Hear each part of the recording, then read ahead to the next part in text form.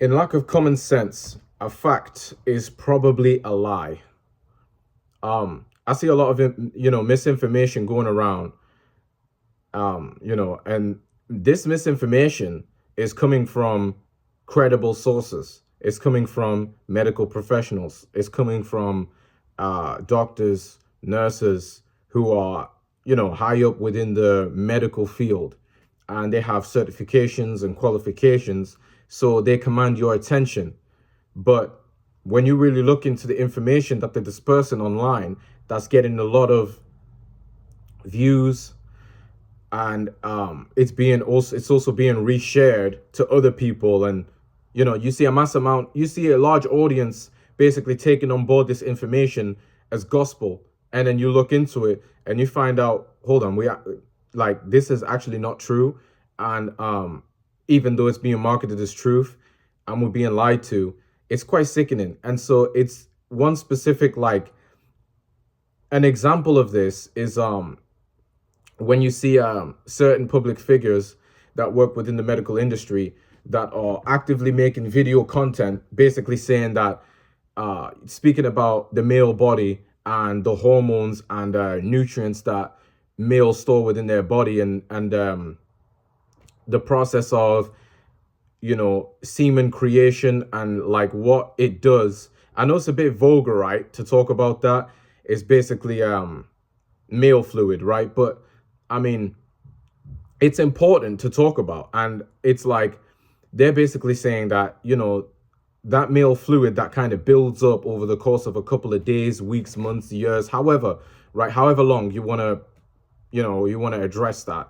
Um, this male fluid is essentially, it's not other than having the ability, right, to create a baby and introduce life into the world. It's not really all that useful for anything outside of that. And you got to question that. Okay, so if I have something in my genitalia that is powerful enough to bring forth life, um, as long as it's being fertilized, which I as a male would need a woman to facilitate that for me, right? Then, that's a big deal. And so, but you're saying it's only useful for that, then how is that the case if it's something that's so powerful and it can't be replicated without the man on earth? This is not something that they can replicate in their laboratories, as much as they may try. Because you got to understand, we have mad scientists in this world, and they obviously try this stuff. You know what I'm saying? They just never had anything that came close to the actual natural process of a man having, high enough testosterone to produce semen, and have the ability to kind of spread that in order for it to grow. Because I mean, it's a seed at the end of the day, right? It's literally millions of billions of little souls and lives within that seed itself. So how is it not really useful outside of creating life? And it's useful, and they market this as being like, if you hold on to your semen and do some form of semen retention for an extensive period of time, for, they say it's okay to do it for No Nut November, but anything outside of that is weird. It's a non-factor and doesn't really deserve your retention if it's outside of, the trendy No Nut November time period. And I get it. There's like certain reasons, and there's like the whole mustache thing. I got my mustache right now, but that's not anything to do with, we ain't even in November. We're in July, so that's nothing to do with November. But I'm just saying, like, it's, they say if you retain the semen in your prostate is basically going to get blocked up, and it will be weaker as a result the longer you retain your semen, right? And it could actually kind of damage your prostate's functions. And your prostate, I believe the function is like to help you basically like release, built up fluids and solids within within your body. Like when you go to use the toilet, to pee, to, you know what I'm saying, also to like to poo as well, like, and then also, to ejaculate, all of those release functions. That's basically what the prostate is for. And it says that if you build up your, they say you build up your semen, you're essentially gonna block up this process, and that this process will be less inefficient, or will be less efficient over time, or become inefficient over time, the more that you hold on to your semen. And so basically they're equating the life force energy that you have within your semen.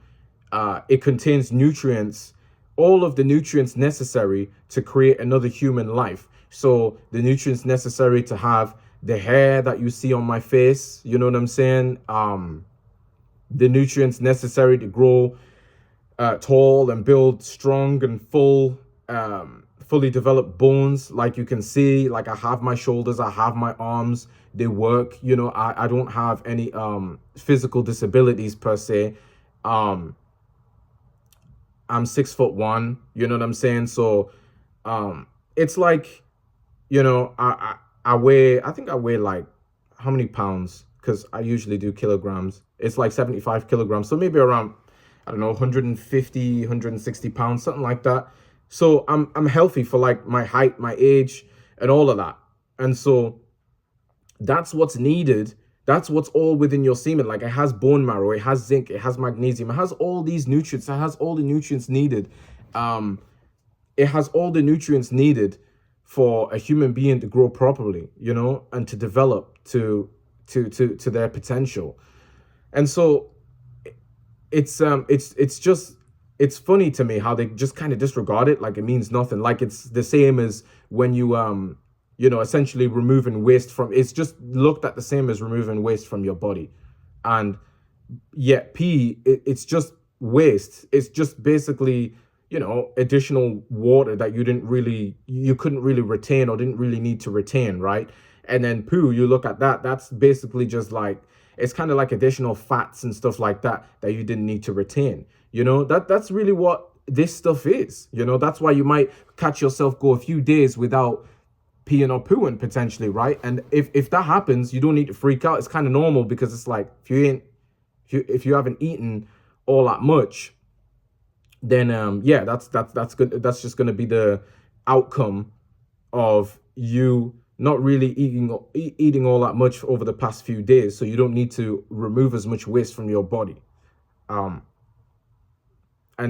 semen is looked at in the same disposable way. Yet at the same time, they still, you could go to clinics and basically help couples that are struggling to get pregnant. Like say if the guy has like low testosterone, or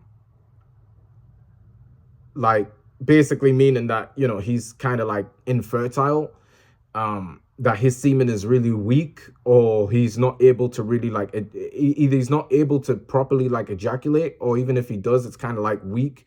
It's kind of watery, like it's not really like thick and potent. You know what I'm saying? It's kind of like, it's kind of almost resembles like a dude's weak, like if a dude has like weak ejaculate, weak sperm, it's kind of like the way it comes out, it kind of looks like pee, it looks similar to just pee, like. And it's like if you walk into clinics, they'll kind of pay you if you like have like a strong seed, or you just fertile in general, and this couple say they want a baby by you, because they're not able to have a baby between just themselves. You can go and actually kind of sell your seed, right? And you can earn money off of doing this. But you got to think, you're taking nutrients away from yourself. You're probably expediting like a balding process. Now, obviously, balding and stuff like that is genetic.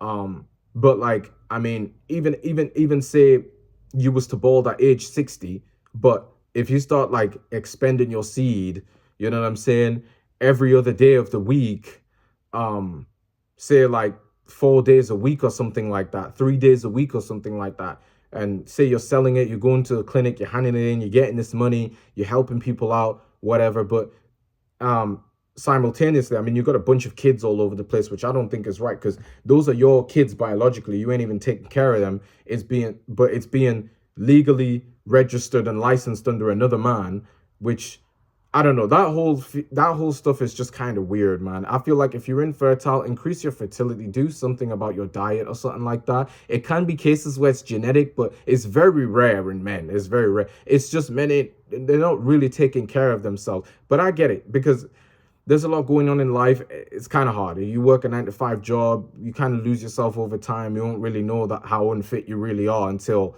you know, you start doing some checks and some blood work and some fertility work, and then you're like, oh, hold on, I didn't know that. You know what I'm saying? No wonder we've been trying for a baby for a couple of years and we haven't. There's been no result. You know, I kind of let myself go without realizing. But anyway, all of these are problems within and of itself. But the problem is people taking on board the message that semen is, it's like wasteful. It's just a waste when it's just full, and in fact it's the complete opposite. It's full of life.